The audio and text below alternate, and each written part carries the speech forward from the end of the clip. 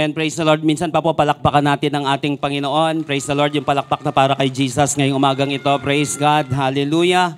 Good morning, good afternoon, good evening po sa bawat isa na nandirito ngayon. Naniniwala po ako na tayo po ay dinako ng Panginoon dito sa lugar nito. Hindi tsambahan, nandyan ka ngayon, hindi nagkataon, kundi ito ay tinaon ng ating Panginoon.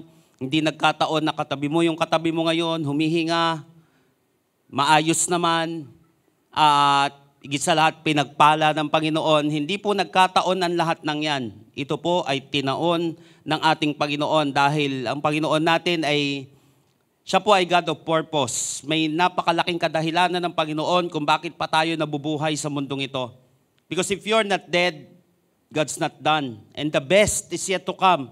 Hanggat humihinga pa po tayo, hanggat nandito pa tayo sa mundong ito, kahit na may mga pagsubok na pinagdadaanan, ibig sabihin may gusto ang Panginoon. Una, na matutuhan natin. Pangalawa, mga bagay na kung saan para maluwalhati ang ating Panginoon. At dalangin ko ngayong araw na ito, kausapin tayo ng Panginoon dito sa last na installment po natin, dito sa series natin ngayon. Ito pong pinag-uusapan natin na ito na napaka-importante po. Under construction. Malaki ang kinalaman nito para maunawaan natin that we are a work in progress. Although tapos na ang ating kaligtasan, Jesus paid the high price for our salvation nung siya ay mamatay sa krus ng Kalbaryo 2,000 years ago. At wala po tayong kinalaman doon. That's why it is called grace. Grasya dahil wala naman tayong kinalaman sa ginawa ng Panginoon, hindi natin kayang iligtas ang mundo. Kaya lang yung grace na yon, may tinatawag na man's responsibility. Kay Lord ang regalo, sa atin naman ang pagtanggap. Kaya sa John 1:12, yet to those who receive Him, to those who believe in His name, He gave them the right to become children of God. So tayo po kinakailangan, tanggapin natin yung buong regalo na wala tayong kinalaman, yung grace na yon ng ating Panginoon, kaya lang kailangan natin tanggapin iyon. Kaya nga po, napaka-importante pagtanggap natin yon. Kaya nga po sa ating SOD o School of Discipleship po natin, sinasuggest ko, di lang po sinasuggest, talagang sina-challenge ko yung bawat isa, daan po tayo ng process kasi yung success ng spiritual life natin ay nasa process. Yung success natin ay nandoon sa process para magkaroon tayo ng progress. Maikli lang naman po yung ibang mga lessons natin doon. So for example, yung SOD1 natin, may kinalaman yun sa salvation. Kaya magtataka tayo, ililigtas pa lang tayo ni Lord, nakalagay sa Bible. Pero sinabi, save na tayo. Ba't parang naguguluhan ako? Tandaan po natin, walang mali sa salita ng Panginoon. Ang may mali, yung utak ng tao. Laging ganon. Kapag may mali na siyang, pag may mga hindi na siya maintindihan sa Bible, sasabihin na hindi naman totoo ang Diyos. Hindi ibig sabihin na ganon. Malayo talaga ang pag-iisip natin. Kaya lang gumawa ang Panginoon ng kanyang salita para nang sa gayon, napaka-importante nun sa mga mananampalataya. Kaya nga yung mananampalataya doon, yun po mga kapatid ang magkakaroon ng kaligtasan. Yun ang magkakaroon ng pagpapala na mula sa Panginoon kasi pinanampalatayaan mo yung isang bagay na kahit hindi mo pa nakikita, faith is being sure of what we hope for and certain of what we do not see. Kaya nga po, nung makikita natin, di ba, tayo ay may mga tenses ng salvation. Yan yung past, present, saka future. Makikita natin that God predestined at mga ganon. Tapos God will save us kapag dating niya dito, pero makikita po natin God is saving us. May sinabi din that you have to work out your salvation.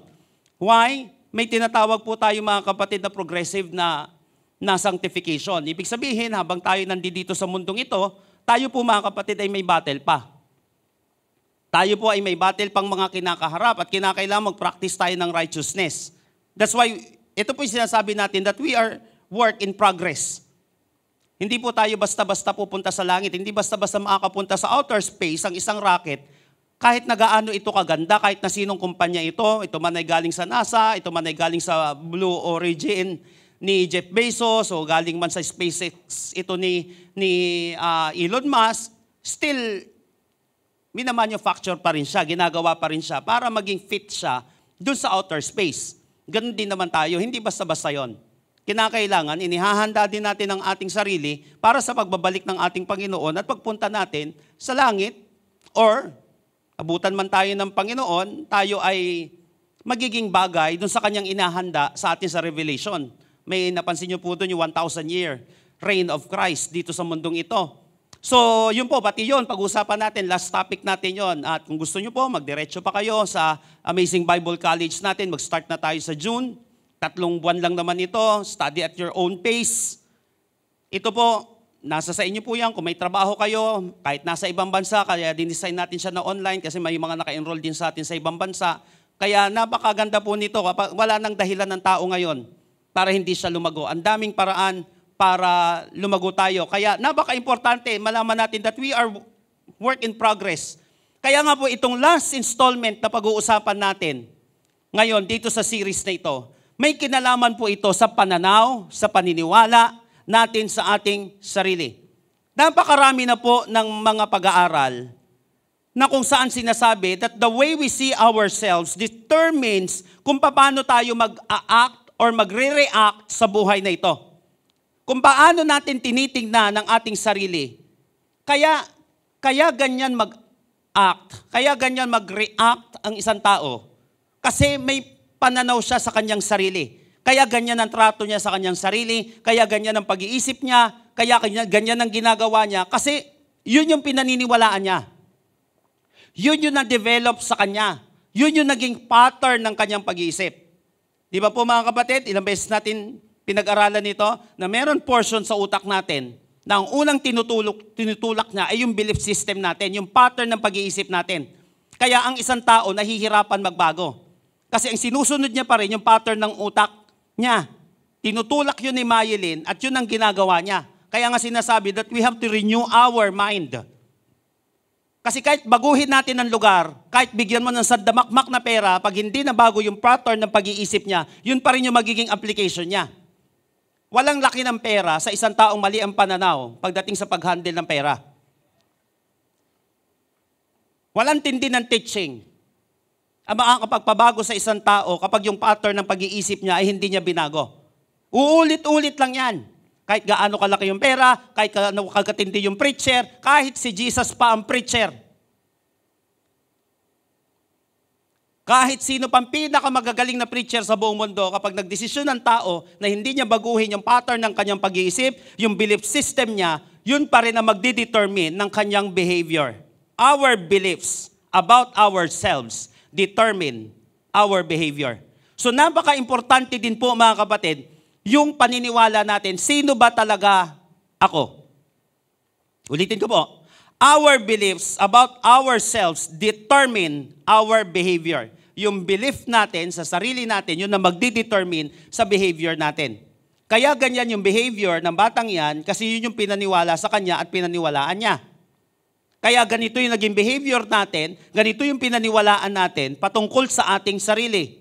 Unfortunately, some or many of those beliefs sa isang tao ay mali. Unfortunately.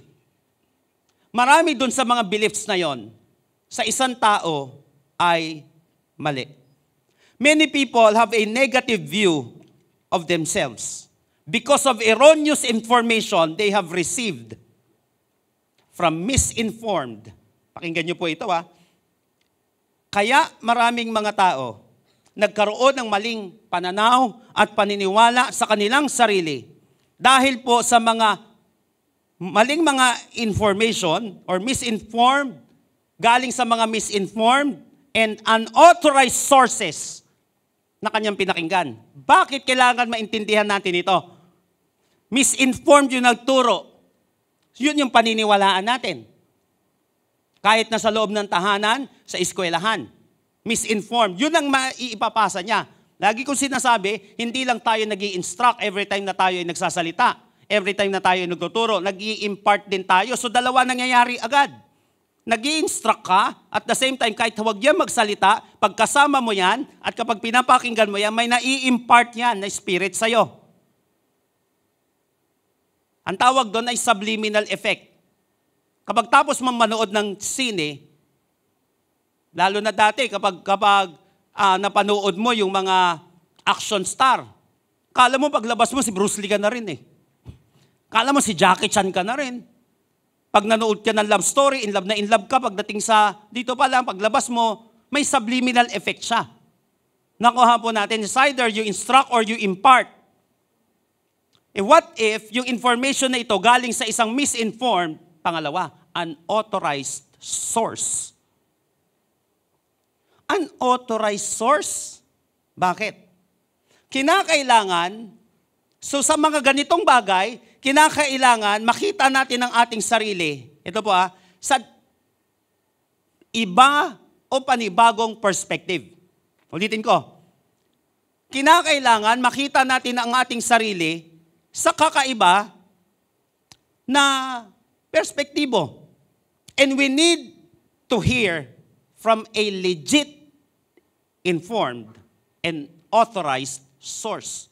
Kinakailangan makapakinig tayo sa isang legit na informed at isang authorized na source. Why? When the authority tells us something, we can count on it. Ulitin ko. When the authority tells us something, we can count on it. Kapag alam mo yung isa authority, maniniwala ka na Sasandal ka sa kanya Kagabi po, anong oras na, gabing-gabi na, medyo hindi maganda ang pagkailin po kami ng Malaysia.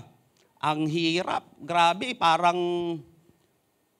nung nasa CR ako, parang umiikot-ikot ako kasi parang binabalibag ka Grabe, first time ko naranasan, pero ano nangyari? Ba't kasi nung sumakay? Kasi nga, naniniwala naman ako, mahusay naman yung mga pilotong yan, nag-aral naman yan.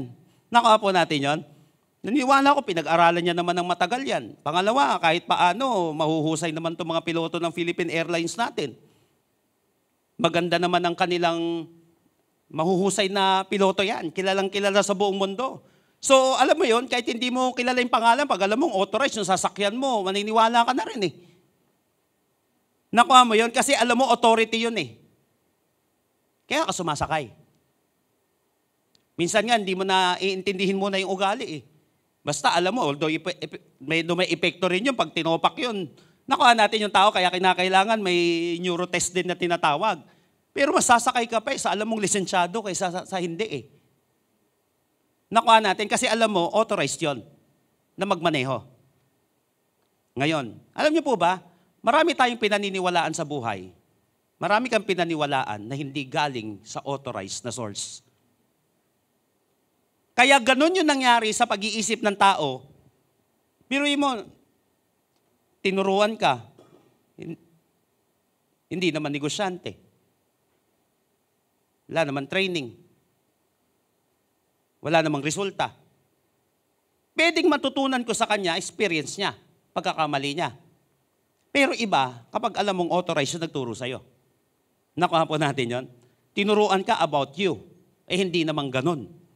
Una, hindi mo makikita sa kanya. Napansin natin yun, mag-i-impart ka ng something sa kanya. Kasi alam mo, hindi siya authorized. By the way, may dalawang importanteng bagay po dyan. Magkaiba ang coaching sa mentoring. Yung mentoring, ipinapasa ko, yung anong meron ako. Yung coaching, pinapasa ko, yung meron akong knowledge na gusto niyang matutunan na same kami. Diba, negosyante to negosyante. Nakuha po natin yon. Magaling na negosyante yung isa. Papamentor ka doon kasi alam mo, may resulta siya Ang coaching iba. Pwedeng hindi ka magaling na basketball player, pero magaling kang coach. Nakuha po natin kasi may certain skill ka sa pagtuturo dun sa mga basketball player. Kahit hindi ka kasing galing ni Michael Jordan, kung may skill ka ng Phil Jackson, o kaya Steve Kerr, Greg Popovich, hindi mo kinakailangan maging kasing galing nila, pero may angat kang skill pagdating sa pagko-coach dun sa magagaling na player. Nakuha po natin yon. Still, authorized siya. Kasi alam mo, may matinding training, may matinding skill. Pero may mga tao, nagkamali sila pagdating dito. Kaya ganun yung naging pinaniwalaan niya nung nagalit yung nanay niya. Sinabi sa kanya, bobo siya. Pinaniwalaan mo agad. Authorized ba siya magsabi kung sino talaga ako? Sinabi sa'yo ng boss mo, aanganga ka. Minsan, oo. But not totally. Hindi porket may nagawa ang isang tao na mali, yun ang definition niya. Your last mistake is not your definition. Hindi yun na magdi-define sa'yo. Kaya lang, baka pinaniwalaan natin yung huling bagsak mo. Feeling mo, ganun ka na talaga. Wala ka na talagang silbi. Nakuha po natin. Kaya nga, napaka-importante ng authority. Sabihin nga po natin, authority. And God is the authority on who we are. Dapat ang pinaniniwalaan natin ay Diyos. Yung lumikha sa atin, siya dapat ang paniniwalaan natin, yung kanyang salita ang paniniwalaan natin pagdating sa atin. Kasi siya lumikha sa iyo eh. Bakit yung iba pinakikinggan natin na hindi naman lumikha sa atin? Whether mahal natin sa buhay o yung mga taong inggit lang sa atin o inggit sa iyo, ang importante talaga, kahit na nga minsan masaktan kay, pag authority, walang problema yon. Coach yan eh. Mentor yan eh. Kung mapagalitan niya ako dahil master siya, master chef, okay lang yun. Nakuha po natin mga kapatid, okay lang sa'yo kasi alam mo authority yon. Okay lang siya magsabi kasi alam mong totoo yung sinasabi niya. Kaya lang, paano mo malalaman ngayon yon? Kaya nga, napaka-importanting authority natin. Walang iba kundi ang Diyos. Because He is our Creator. He gives us the correct information about ourselves. He is the one we should be listening about who we are. Ngayon ang tanong, sino ka ba talaga? Tignan natin ngayon sa kabilang side, of course may mga negative side ng tao. We are sinners, for all have sinned and fall short of the glory of God. Romans 3:23. Tayo ay makasalanan.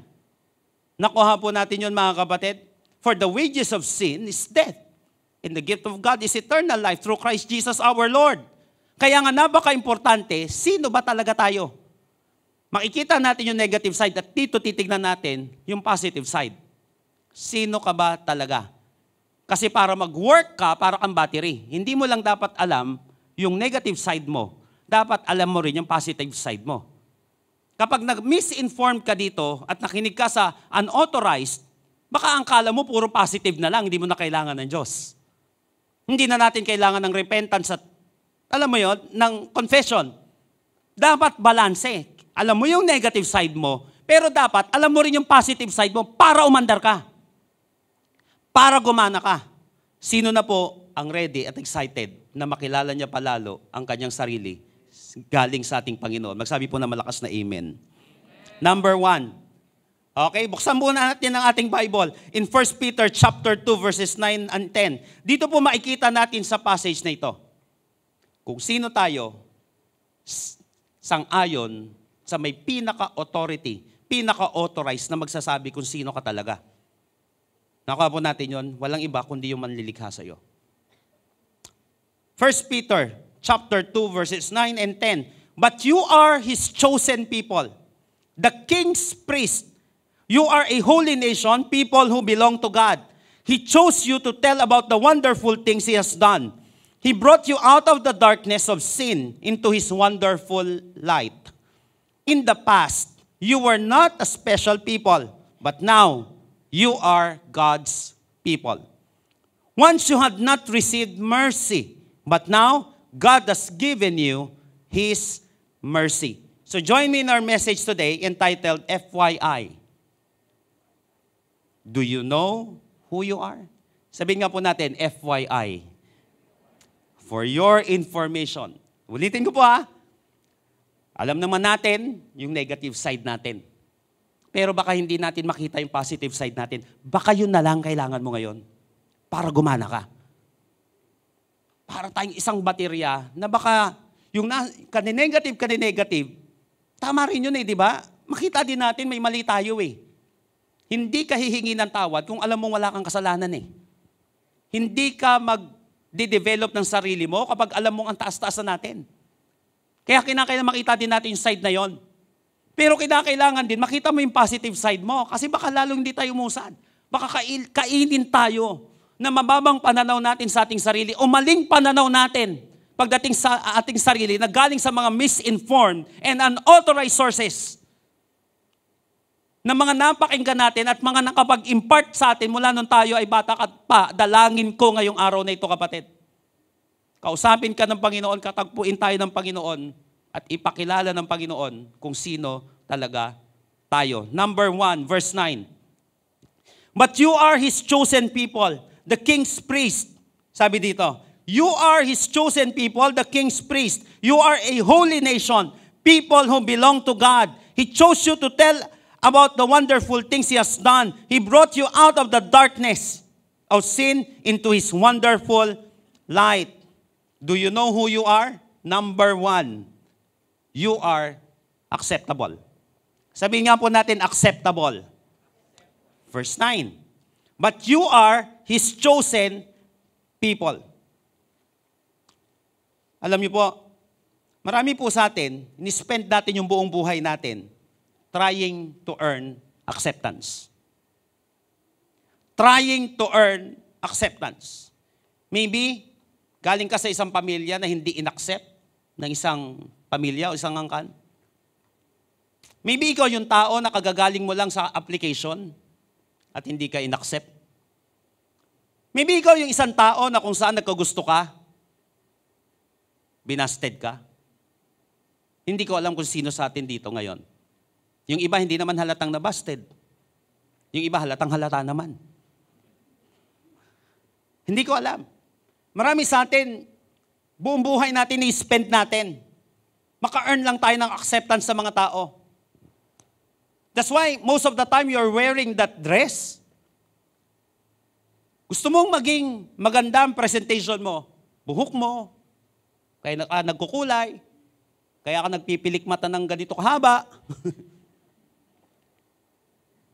Kaya mo ginagawa yan. Kaya ka nagsisipag ng todo. Kasi may taong gusto kang ma-accept ka. O gusto mong ma-please mo siya. At yung acceptance na yon, we seek it from our parents. From our peers. Sa mga partners natin. Mga kaibigan natin. Ginagawa natin siya. So we seek acceptance from the people we respect and the people we envy. Naghahanap tayo, gusto natin ma-accept ng mga tao na kung saan nire-respeto natin dahil pambihira, masabihan niya lang ako ng okay. Pambihira, nakaka-boost ng moral. O kaya yung mga taong kinainggitan natin. Gusto natin ma-earn yung respect na yon. Our desire to be respected influences the kind of clothes we wear. Kaya ulitin ko, kaya ganyan ka magdamit. Kaya ka ganyan yung sasakyan mo. Kaya gusto mo yung ganyan na bahay o gusto mo magkabahay. O kaya gusto mo yung ganyan na career. Kasi gusto mo ma-accept ka ng taong yon na ini-envy mo o nire-respeto mo. Bakit ganito yung nararamdaman natin? Kasi gusto natin ma-accept. Gusto natin tanggapin tayo. And we love to know that someone has chosen and accepted us. Ngayon ang tanong, sa kabilang banda, ano ang naramdaman mo nung hindi ka napili? Especially nung last time na hindi ka na-accept. Hindi na-accept yung proposal mo. Ano naramdaman mo? Hindi na-accept yung pagmamahal mo. Ano huling naramdaman mo? Nung hindi ka na-accept sa kampaning yon, ano naramdaman mo? Nung hindi ka tinanggap ng isang organization o ng isang tao, ano ang naramdaman natin? Di ba masakit? Kapag hindi ka tinanggap. Kapag nireject ka. But when you're chosen, when you're accepted, it raises your self-esteem. Once na ikaw na-accept, iba yung pakiramdam, di ba? Yung huli ka rin, nag-apply, nagbigay ng proposal sa isang investor, o kaya umamin ka ng iyong pagmamahal sa isang tao, tapos in-accept, naramdaman mo. Di ba? Ang sarap ng pakiramdam. Pero buong buhay natin, ito naman, bilang mga tao, akala natin, wala nang tatanggap sa atin. O higit sa lahat, hindi tayo kayang tanggapin ng Panginoon.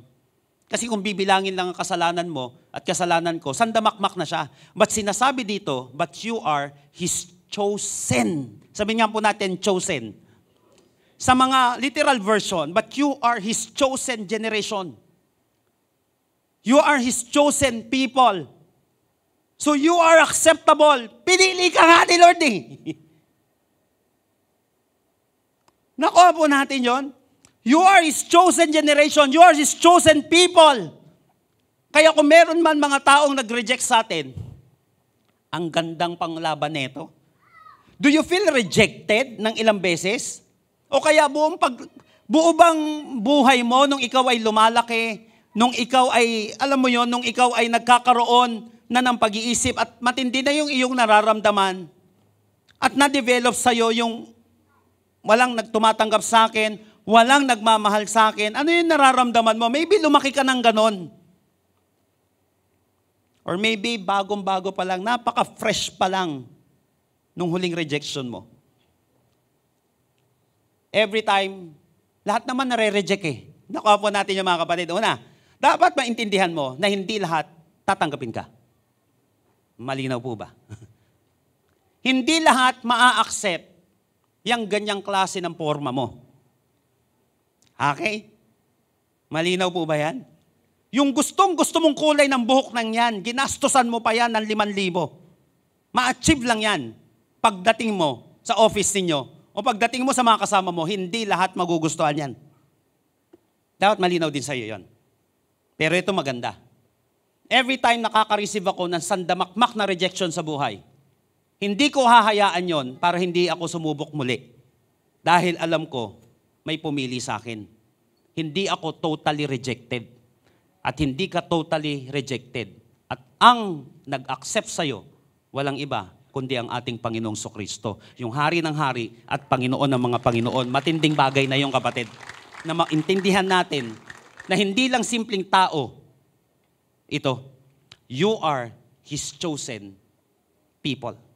Sinabi dito. At dito mamaya makikita natin yan paano magiging parte nito. But ikaw pala ay katanggap-tanggap. Katanggap-tanggap ba ako? Kamahal-mahal ba ako? Maybe sa iba hindi. Pero sa Diyos, malinaw, oo. Kailangan maintindihan natin ito na merong hindi tatanggap sa'yo. Pero ang pinakamaganda dito, okay na lang. Okay na kahit may hindi tumanggap sa akin, pero alam ko ang Diyos. Alam niya katanggap-tanggap ako. Ano man ang pinanggalingan ko sa buhay. Pangalawa, kailangan maintindihan, magbubukas kasi ito sa iba't ibang mga opportunity sa atin na alam mo, ikaw ay katanggap-tanggap.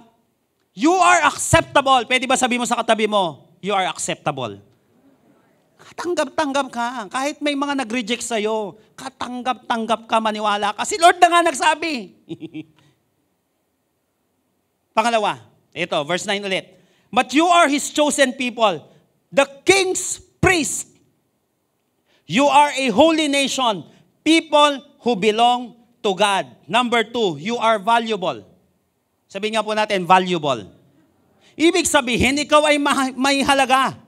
Ngayon ang tanong, how much do you think you are worth? How much do you think you are worth? Kapag po kayo ay sumama sa mga billionaires, mga multimillionaires, o kaya nagsusumikap, umabot sa ganun level, hindi ako nakaligtas dito Meron pala talaga magtatanong nun. At meron namang hindi, siyempre. Pero natural pala siya sa ganung circle.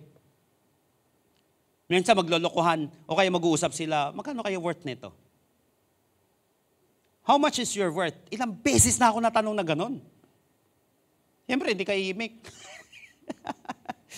Siyempre, hindi ka imik. Kunyari, low-key. Siguro, ganyan yan. Siguro, ganyan yan. Ganun sila Hindi natin mababago yung ibang taong ganun. Hindi natin kontrolado yon. Ang kontrolado natin, sarili natin. Pero ang daming naglalaro sa isip ko nun. Ganito pala dito. Hindi lang pala ganito yung buhay. Sabi ko, may negative side, pero may positive side din. Nakuha po natin yon. Ang tawag doon, minsan, kaya tayo hindi umaangat sa buhay. Yung reference mo, mali You are always referring to a wrong reference. Ang tawag doon, reference bias. Kaya hindi umangat ang isang tao kasi ang reference mo, sarili mo lang Nakuha natin. Kaya pag lumabas ka, meron palang ganito. Pwede pa palang marating to? Pwede pala ako magbago? Pwede ko palang ma-achieve itong mga bagay na ito? Nakuha po natin mga kapatid. Kaya pagdating dito, tanong ko kapatid, how much do you think you are worth? But I'm not talking about net worth. But I'm talking about self-worth here. Gaano katindi yung worth mo? So we should never confuse valuables with value as a person. Ulitin ko. We should not confuse valuables with value as a person. Bakit? Minsan kahit na marami kang ganitong bagay, pero yung pagkatao mo napakababa, mababa ka pa rin. Iba yung pinag-uusapan natin dito. Now, para malaman natin yung worth natin, 2 questions ang napaka-importante dito. Okay? Dapat iba, para ma-determine natin yung value natin. Napansin niyo po yun, kapag nag-aayos tayo ng pera, importante, tinitignan natin yung assets natin. Isa yan, titignan mo yung asset mo. Magkano ba yung asset ko? Magkano ba yung liabilities ko? Okay, kasi minsan, ang akala ko dati, magkano ba talaga yung asset ko? Kasi minsan kailangan yan pati sa ABC natin, kinakailangan yon. Paano nagbubuo ng emergency fund, paano nagbubuo ng retirement fund, paano yung iba't ibang mga funds sa buhay, paano nagbabudget ng maayos, tinitry natin doon. Kasi naniniwala ko, yung sinabi ko, maraming mga Bible schools at seminaries, hindi tinuturo to. Kaya maraming mga pastors, maraming mga tao, maraming mga Christians, baon sa utang. Bakit? Tingin nila hindi spiritual ang usaping pera. Si Jesus Christ, 75% ng turo niya, may kinalaman sa stewardship. Why? Because the love of money is the root of all evil. Not the money itself. Pag minahal mo ang pera, diyan ka sasama. Sino nagmamahal sa pera? Yung sobrang greedy. Pangalawa, yung walang-wala. Dahil walang-wala ka, pwede ka mang hold up. Dahil walang-wala ka, pwede kang gumawa ng masama. Nakuha po natin yon. Hindi lang mayayaman ang may problema sa pera. Pag wala na makain ng isang tao, gagawin niyang pinakamasama na pwede niya magawa. Pag walang Diyos yung tao. Pag walang maayos na pananaw sa sarili. Now, pagdating sa worth natin, paano natin malalaman, paano natin ma-determine yung value natin? Now, there are 2 things that determine the value in life. Number 1, value depends on what someone is willing to pay for something. Ulitin ko Value depends on what someone is willing to pay for something. Halimbawa, yung piece of art, yung sasakyan. Magdi-determine yon kung gaano kalaki ang gusto kong ibili dito sa bagay na to. Halimbawa, kahit na ang bagay na ito ay sabihin na natin 5,000. Kapag yan, pambihira, pag yan binili ng mas malaki yan, yun na magdi-determine ng value niyan. Tataas yan. Nakadepende siya kung magkano ang kaya mong bilhin. Kahit na ang value niyan, 5,000, pero binili ko siya ng 50,000, yun ang value niya. Kasi yun ang binayad ko sa kanya Ibig sabihin, nagkaroon siya ng 50,000 na value. Kahit ang value niya una, 5,000, nakadepende yan dun sa tao na willing gumastos dun sa bagay na yon. Nakuha po natin yon. Kahit na 5,000 lang yan, ginastosan ko nga ng 50. Di value niya 50 para sa akin at nakita ng mga tao. Pangalawa, value depends on who has owned an item in the past. Ang value, nagkadepende yan kung sino ang nagmamay-ari sa kanya in the past. Nakita ko, pwede pala na ang mura lang yan. Pero nung sikat na tao ang humawak at nagmay-ari, tumataas yung value. Magkano ang bola ngayon? Sabihin na natin, may 5,000 na magandang bola. Noong nakaraan, binilang ko si JC, ano yata yung bola na binili? 2,900. O 3,2, basta ganon, yung bolang yun. Pero yung bolang yun, pag hinawakan siya ni Stephen Curry, iba yung value pag binenta. Pag ginamit na siya ni Michael Jordan sa paglalaro, pambihira, yung 5,000 na yun, magiging 1M. Nakadepende sa huling humawak o nagmamay-ari nito. Yun pala yung value. Nakuha po natin yun mga kapatid, lalo ngayon sa mga auctions.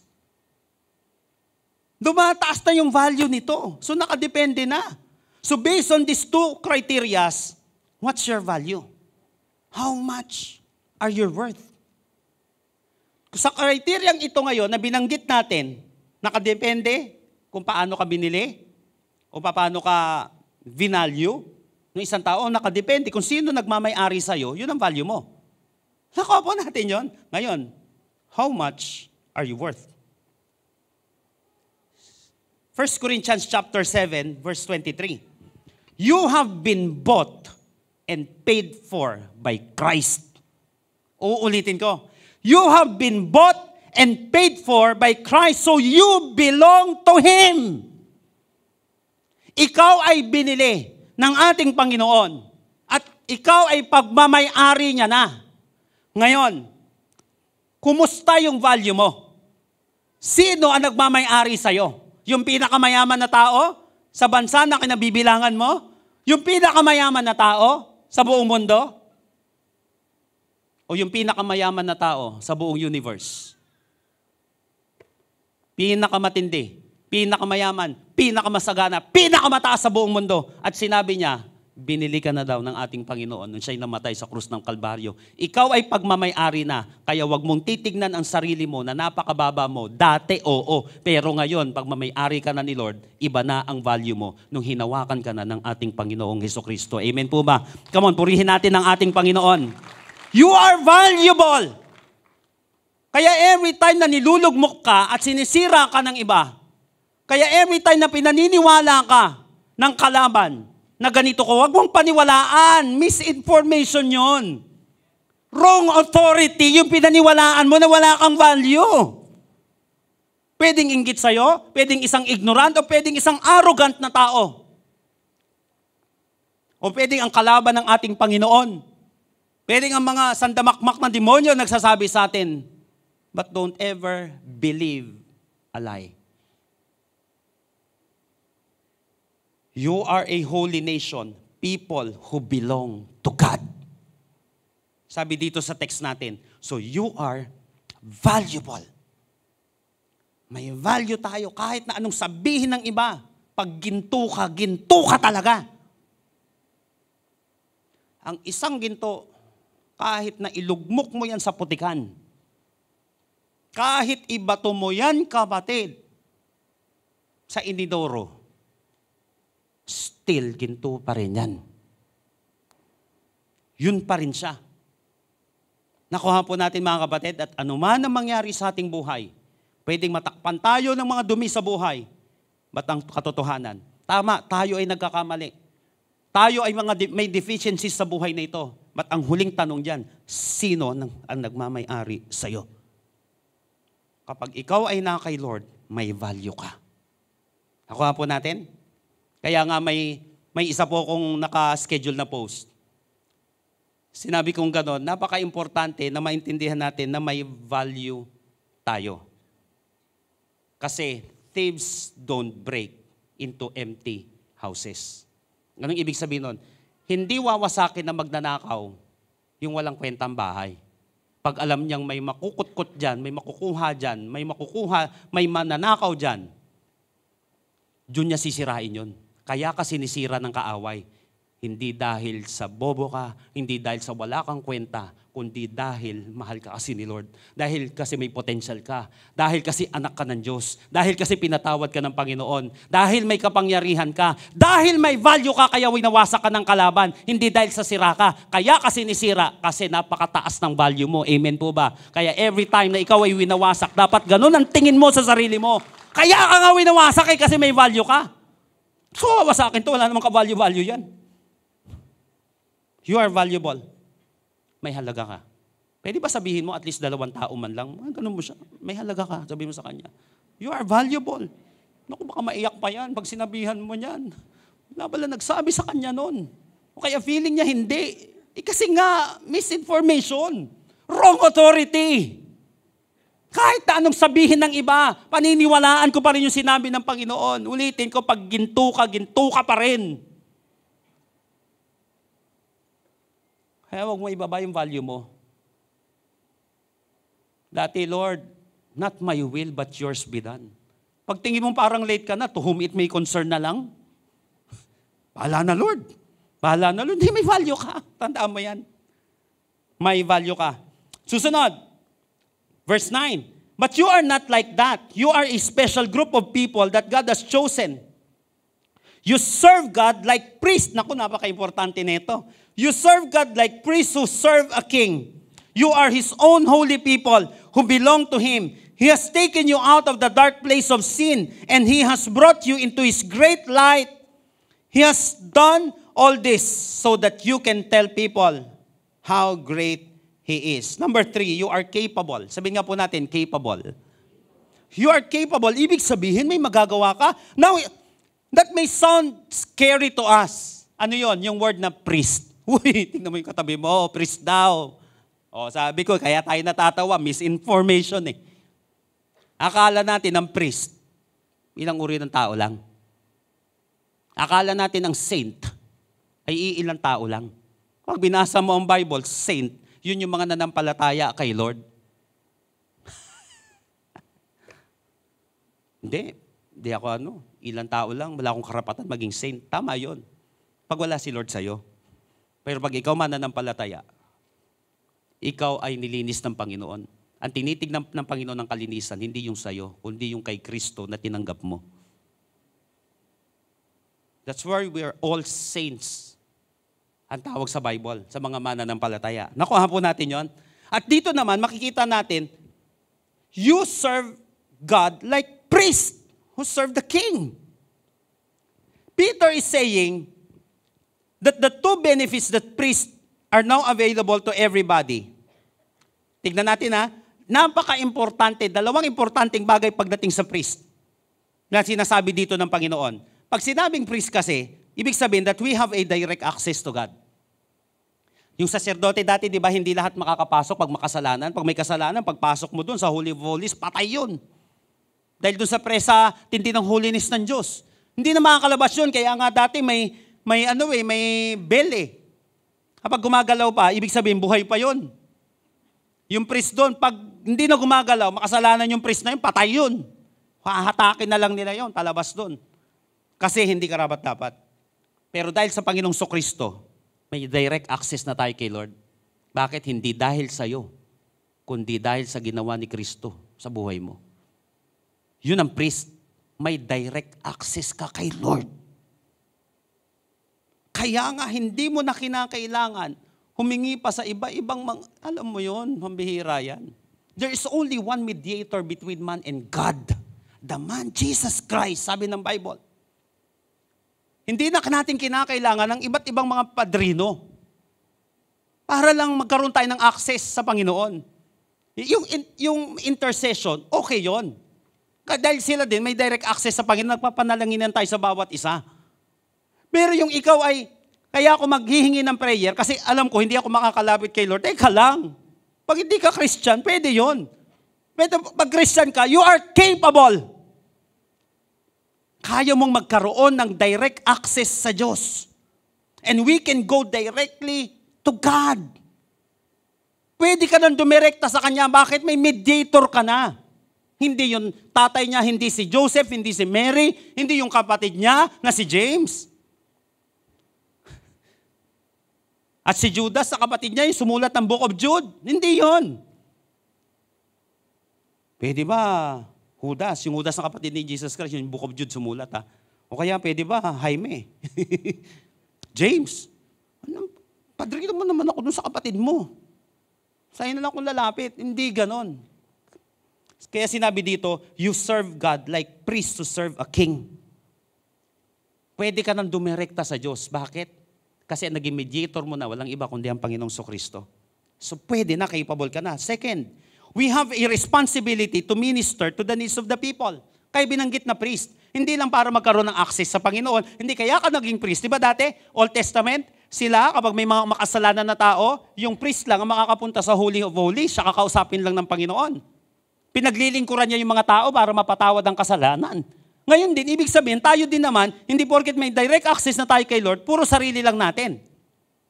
Kaya nga sinabi dito, tignan niyo po you are His own holy people, sinabi dito sa verse 9, who belong to Him. He has taken you out of the dark place of sin and He has brought you into a great light.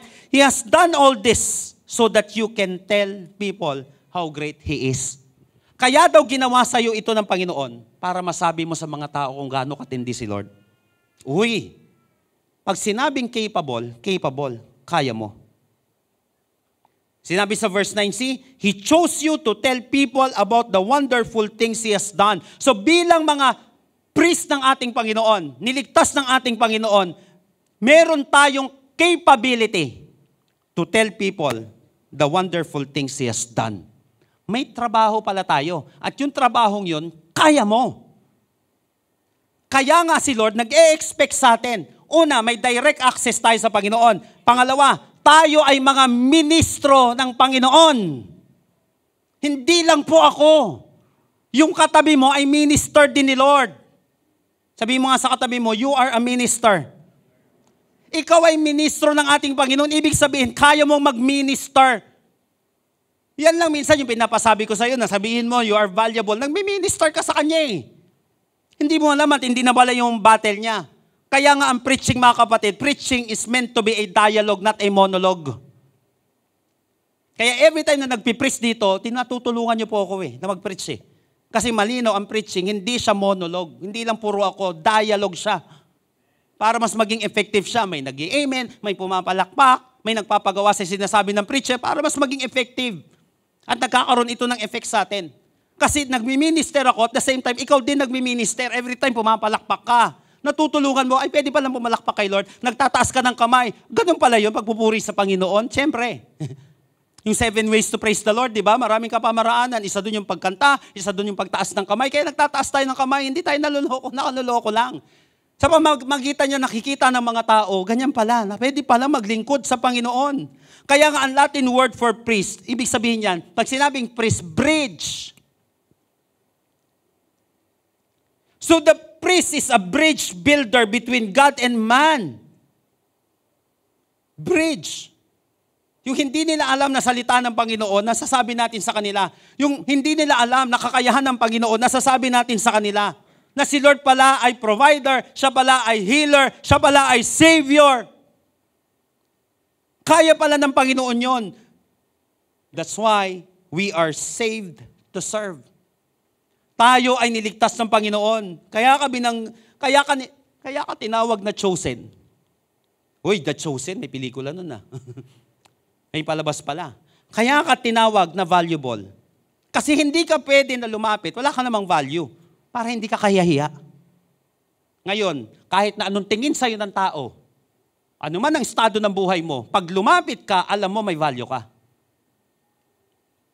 That's why I can preach to anyone. Kahit na anong uri ng buhay ng tao, kaya ko mag-preach sa kanila. Kaya ko magturo. Hindi ako mahihiya. Bakit? Alam ko may value ako. Alam ko capable ako. Nakuha mo na, kapatid? May trabaho ka ngayon. Tell the wonderful things God has done in your life. Lahat na napapakinggan natin, kapatid, na nag-minister sa'yo ngayon, banggitin mo yan sa anak mo. Kasi may magpapababa ng value niyan sa eskwelahan nila. Kaya ako nagkaloko-loko dati. Maraming factor nun yung mga tao sa labas. Di mo alam, kaya ang napakababa ng value niya sa kanyang sarili, may gumawa pala sa kanya na hindi maganda sa eskwelahan nila. Sa iba't ibang lugar. Nakuha mo, kapatid. Capable ka niyan. May power ka ng Panginoon, kaya lahat na napakinggan mo ngayon, banggitin mo sa kaibigan mo. Banggitin mo sa asawa mo, banggitin mo sa anak mo, kaya mo mag-pray para sa kanila. I-lay hands mo yung mga anak mo, asawa mo. Pag tulog na, pag gising, wag na, baka batukan ka nun galit nga sa'yo ayaw nga na born again Lay hands mo, tignan mo yung power. Maniwala ka.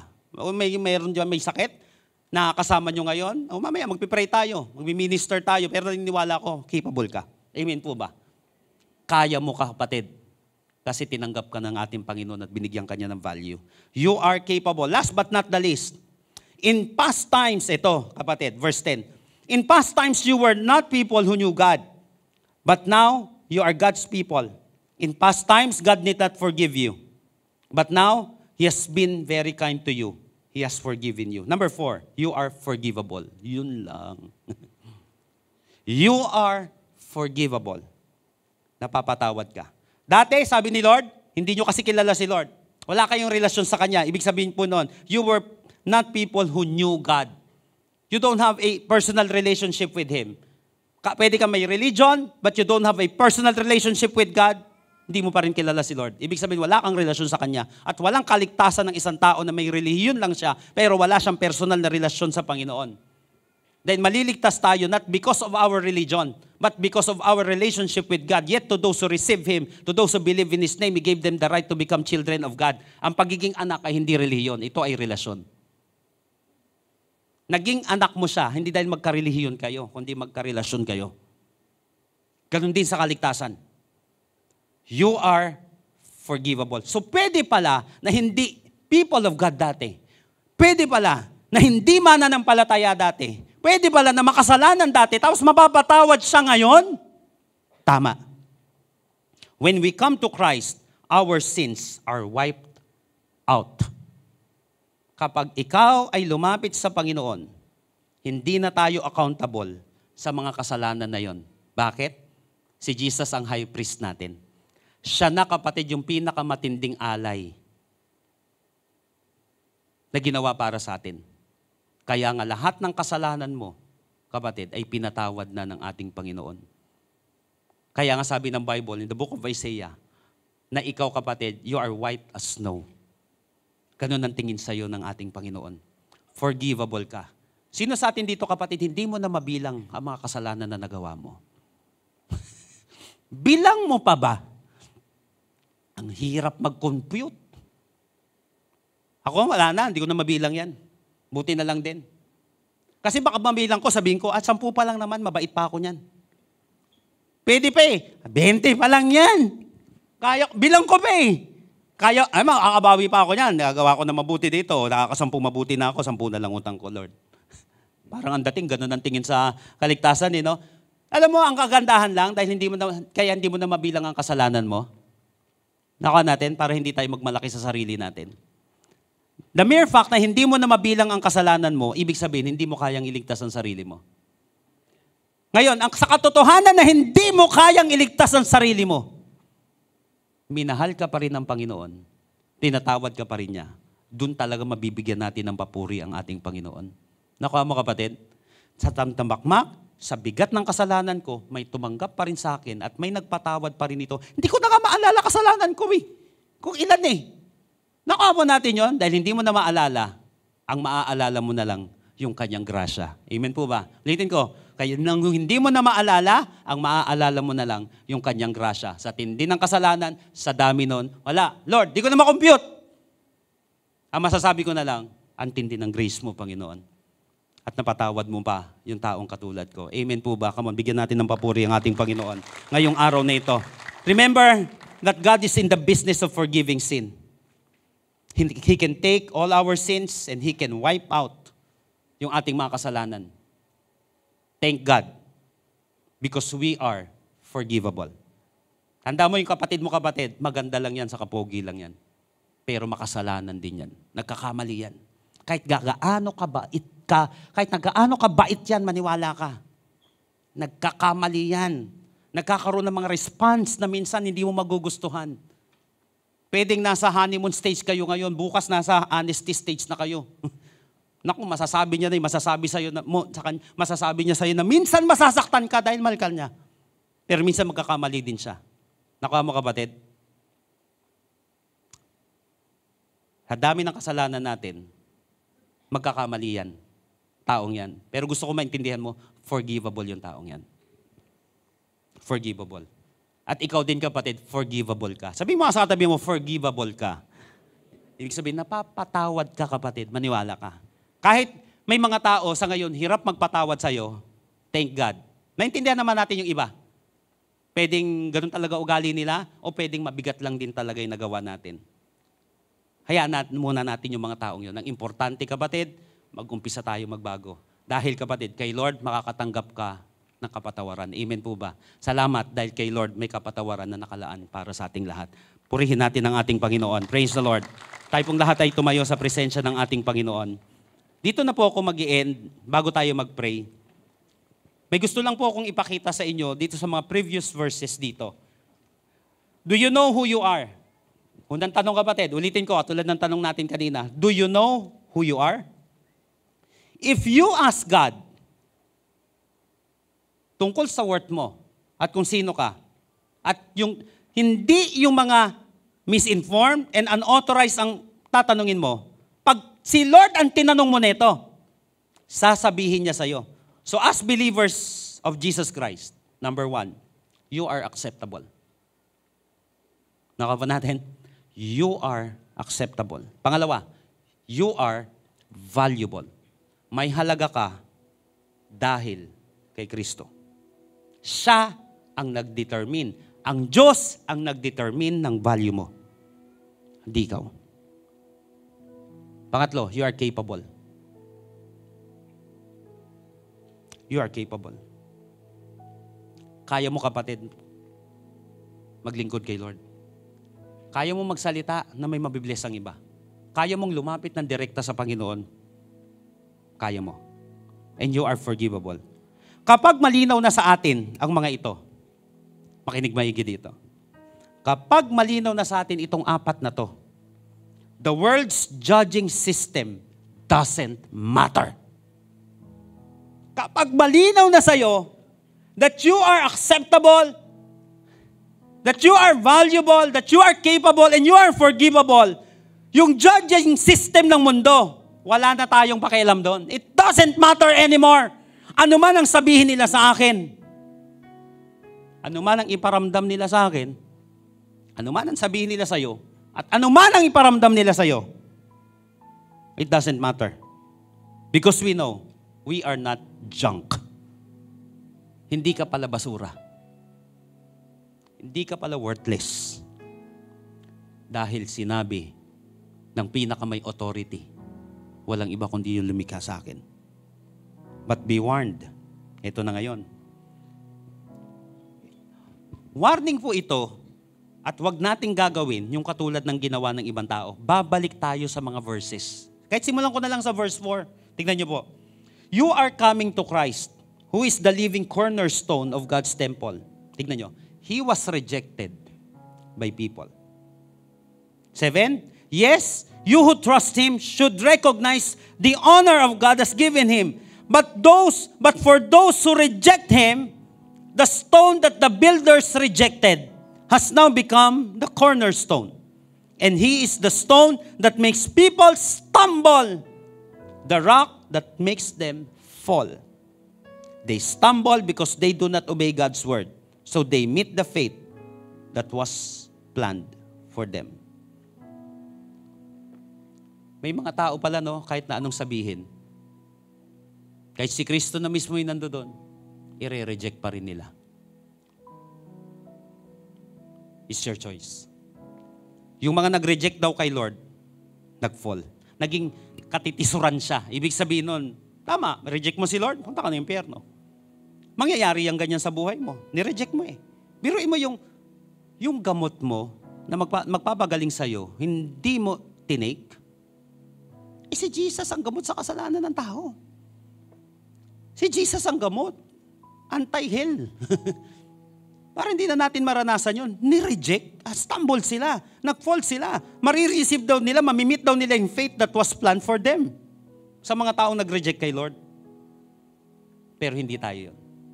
Who among you here today, before I will leave this platform, sinasabi mo, Lord, nakilala ko na sarili ko, anong tingin mo sa akin? Sino ako, Lord, para i-reject ka? Sino ngayon, kapatid? Tatlong responses ang pwedeng gawin ng tao. Every time na may na-receive siyang truth. Number 1, receive. Number 2, reserve. Number 3, reject. Ang problema sa reserve, we don't know what will happen tomorrow. Hindi natin alam kung ano pwedeng mangyari mamaya. Bukas, sa susunod na panahon. Ang mabigat sa reject, di mo na pinag-isipan maigi, ginugulo ng kaaway, ni-reject. Mabigat yon. Mabigat itong dalawang ito. Kaya nga sinabi, napaka-importante yung pagtanggap kay Lord. Who among you here right now, gusto mong tanggapin ang ating Panginoon? Yung Diyos na nagbigay sa'yo ng value. Yung Diyos, kapatid, na maayos ang tingin sa'yo, na hindi katulad ng iba. I want you to close your eyes right now. Sino ngayon, kapatid, sa inyo, naging malinaw sa'yo yung katotohanan na ito? Ngayong oras na ito, kapatid, magre-release tayo. Lahat ng mga seeds na tinanim sa'yo in the past. Kasi nungalingan yun eh. Listen to this.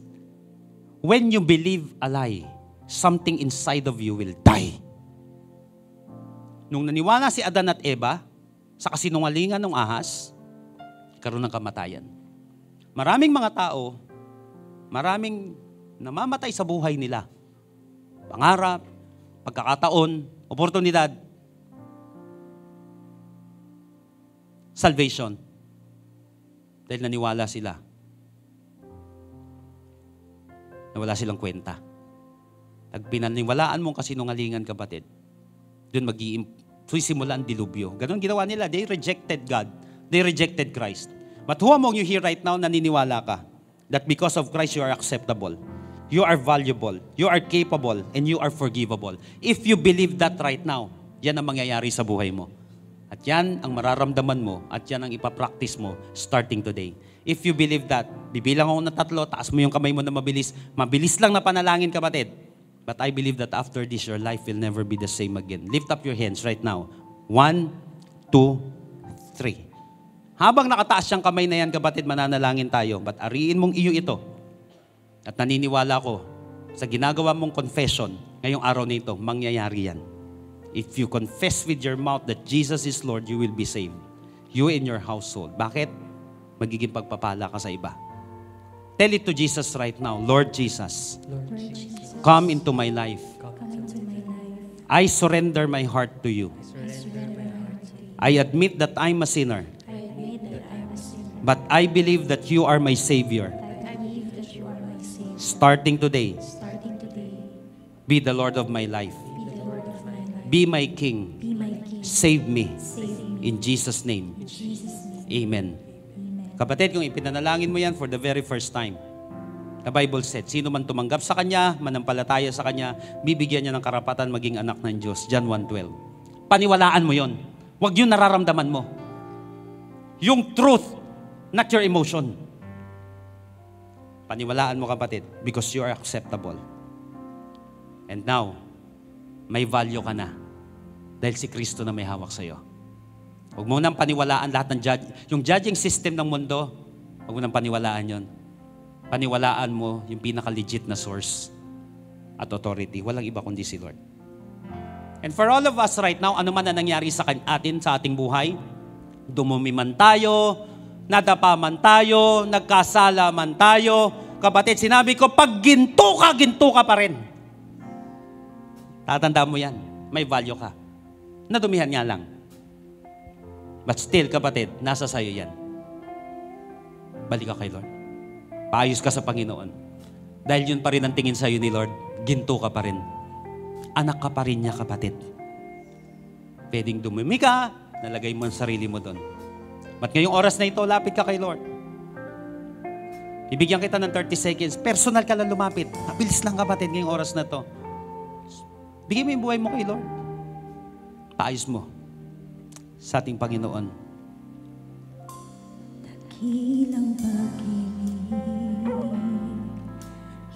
Ikaw at ang ating Panginoon ngayong oras na ito. Sabi mo ng personal.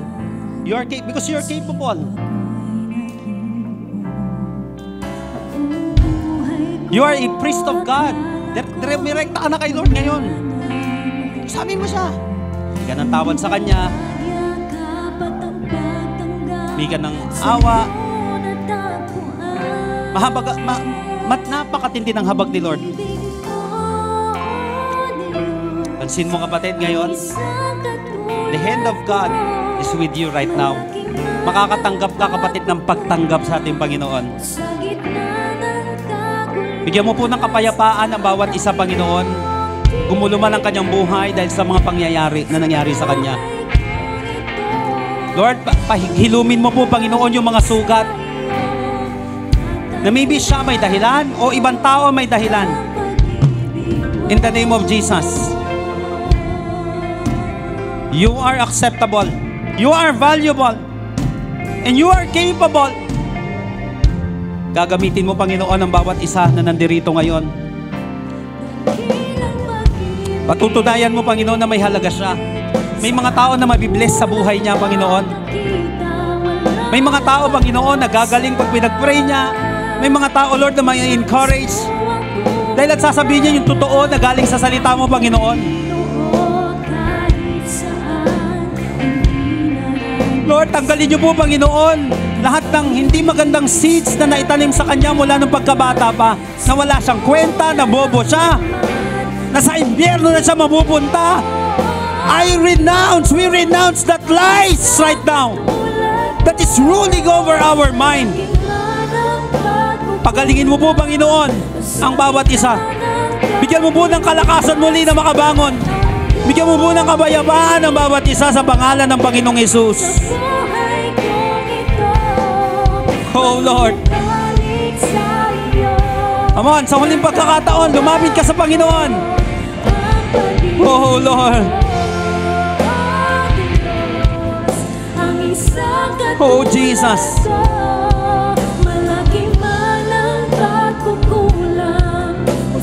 Nakikinig sa iyo ang Panginoon.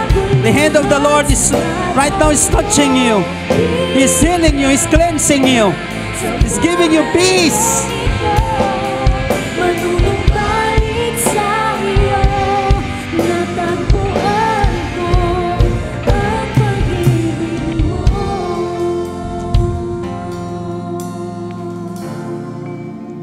Salamat po, Panginoon. Kilala mo po kami. Lord, mas lalong na-inspire kami, na-in-love kami sa iyo, Lord. Sa kabila ng pagkakilala mo sa amin, kung sino kami, minahal mo pa rin kami, Lord. Lord, marami mga tao, accept lang kami kasi okay kami, Lord.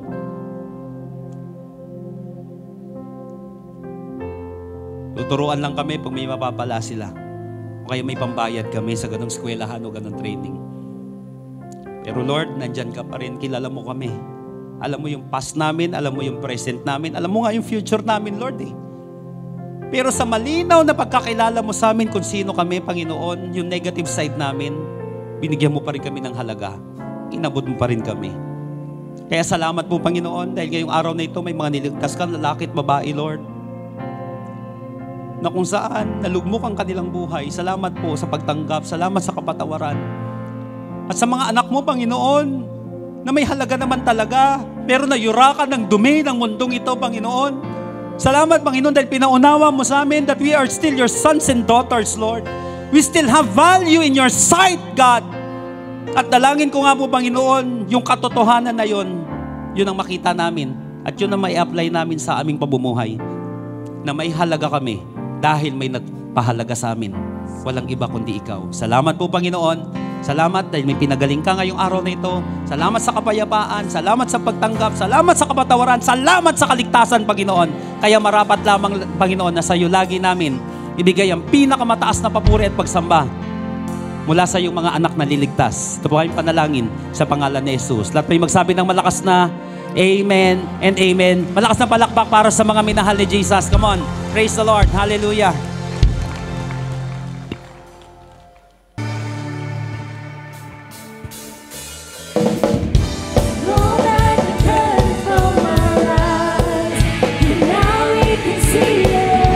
Show us the